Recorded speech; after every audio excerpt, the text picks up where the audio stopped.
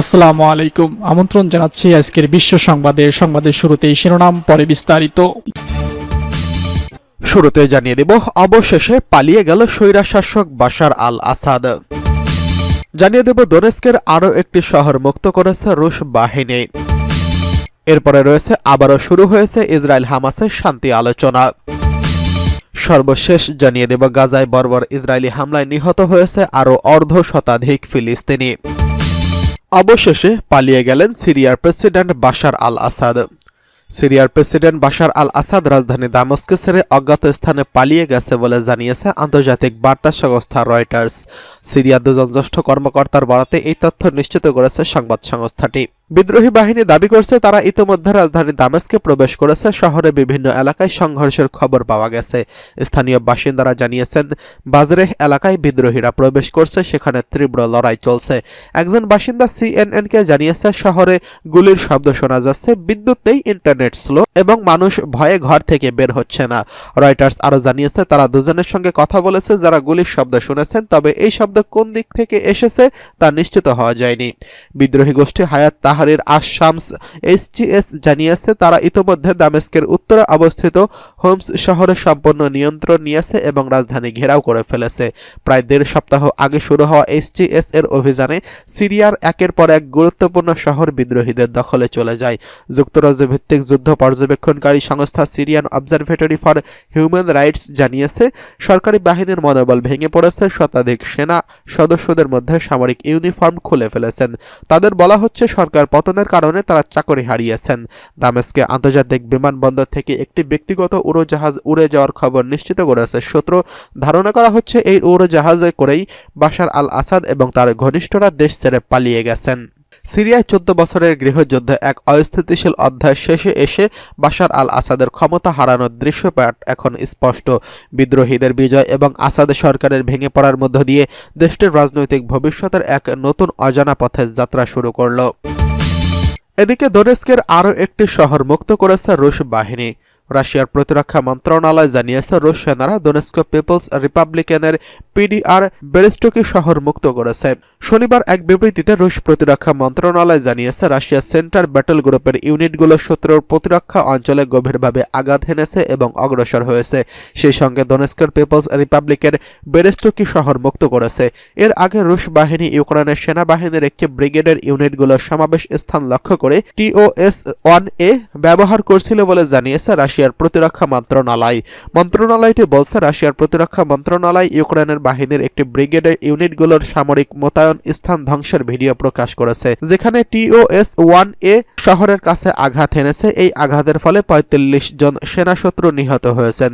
এদিকে রাশিয়ার দক্ষিণ ব্যাটল গ্রুপের ইউনিটগুলো তাদের কৌশলগত অবস্থান উন্নত করছে এবং ইউক্রেনীয় বাহিনীর 2টি মেকানাইজড এবং একটি এয়ার মোবাইল ও একটি এয়ারবোর্ন অ্যাসল্ট ব্রিগেডকে পরাস্ত করেছে। পিডিআর এবং ওলাকলি কুরাখোভের নিকোলাকায়াবা এবং দসনায় বসতিতে এসব সংঘর্ষের ঘটনা ঘটেছে। একই সঙ্গে শত্রুর 2টি পাল্টা আক্রমণ প্রতিহত করা হয়েছে। এতে ইউক্রেনীয় বাহিনী ৩২৫ জন সেনা নিহত হয়েছে বলে জানিয়েছে রুশ মন্ত্রণালয়। রাশিয়ার দিনেপ্র এবং উত্তর ব্যাটল গ্রুপের আক্রমণে ইউক্রেনীয় বাহিনী একদিনে প্রায় ১২০ জন সেনা হারিয়েছে, যোগ করেছে মন্ত্রণালয়।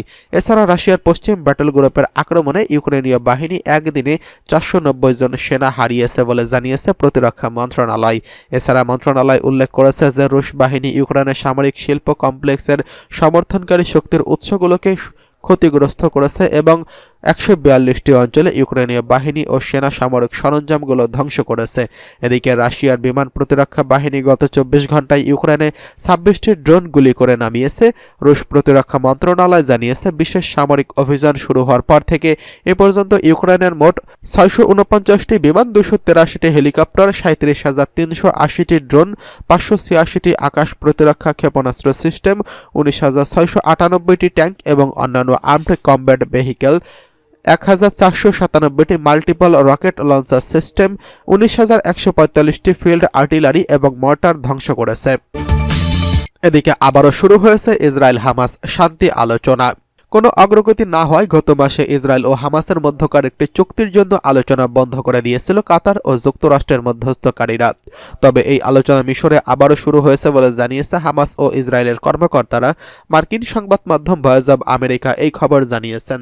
মার্কিন সংবাদ মাধ্যম এপিকে হামাসের রাজনৈতিক কর্মকর্তা বাসেম নাইম বৃহস্পতিবার বলেছেন, লড়াই বন্ধ করা, গাজা থেকে জিম্মিদের মুক্তি করা এবং ইসরায়েল ও ফিলিস্তিনিদের ছাড়িয়ে আনার প্রচেষ্টা সাম্প্রতিক দিনগুলোতে আবারও সক্রিয় হয়ে উঠেছে। একটি সূত্র এপিকে জানিয়েছে, মধ্যস্থকারীরা মিশরে ফিরে এসেছেন। খবরে বলা হয়েছে, গাজায় যুদ্ধবিরতি চুক্তিতে পৌঁছতে ব্যাপক প্রচেষ্টা চলছে বলে ইঙ্গিত দিয়েছে মধ্যস্থকারীরা। মাল্টায় এক বৈঠকের সময় মার্কিন পররাষ্ট্রমন্ত্রী অ্যান্টনি ব্লিংকেনকে ইসরায়েলের পররাষ্ট্রমন্ত্রী গিডিওন সার বলেছেন, ইসরায়েলের জন্য গাজায় জিম্মিদের মুক্তি এবং তার প্রচেষ্টা অব্যাহত রাখার প্রতিশ্রুতি একটা সুযোগ এসেছে বলে মনে করেন তিনি।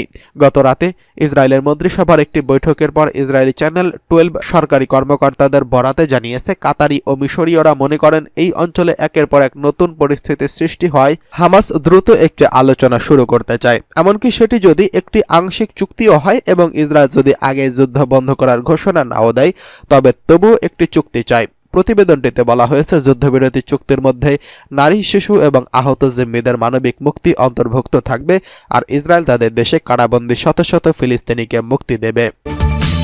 এদিকে গাজায় বর্বর ইসরায়েলি হামলায় নিহত আরও অর্ধশতাধিক ফিলিস্তিনি। ফিলিস্তিনের অবরুদ্ধ গাজা ভূখণ্ডে ইসরায়েলি বর্বর হামলায় একদিনে আরও অর্ধশতাধিক ফিলিস্তিনি নিহত হল। এতে করে উপত্যকাটিতে নিহতের মোট সংখ্যা ৪৪,৬৫০ ছাড়িয়ে গেল। এছাড়া গত বছরের অক্টোবর থেকে চলা এই হামলায় আহত হয়েছে প্রায় ১ লক্ষাধিক ফিলিস্তিনি। প্রতিবেদনে বলা হয়েছে, গাজা উপত্যকায় ইসরায়েলের চলমান হামলায় কমপক্ষে আরও ৫২ জন ফিলিস্তিনি নিহত হয়েছেন। এতে করে উপত্যকায় গত বছরের অক্টোবর থেকে এ পর্যন্ত মোট মৃতের সংখ্যা বেড়ে দাঁড়িয়েছে ৪০,০০০-এরও বেশি। মন্ত্রণালয় এক বিবৃতিতে জানিয়েছে, নিরলস এই হামলায় আরও অন্তত ১,৫,৯৭৫ জন ব্যক্তি আহত হয়েছেন।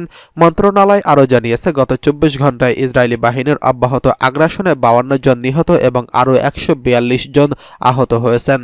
উল্লেখ্য, গত ৭ই অক্টোবর হামাসের নজিরবিহীন আন্তঃসীমান্ত হামলার পর থেকে ইসরায়েল গাজা উপত্যকায় অবিরাম বিমান ও স্থল হামলা চালিয়ে যাচ্ছে। ইসরায়েলি এই হামলায় হাসপাতাল, স্কুল, শরণার্থী শিবির, মসজিদ, গির্জাসহ হাজার হাজার ভবন ক্ষতিগ্রস্ত বা ধ্বংস হয়ে গেছে। এছাড়া ইসরায়েলি আগ্রাসনের কারণে প্রায় ২০ লাখেরও বেশি বাসিন্দা তাদের বাড়ি ঘর ছাড়তে বাধ্য হয়েছেন। মূলত ইসরায়েলি আক্রমণ গাজাকে ধ্বংসস্তূপে পরিণত করেছে।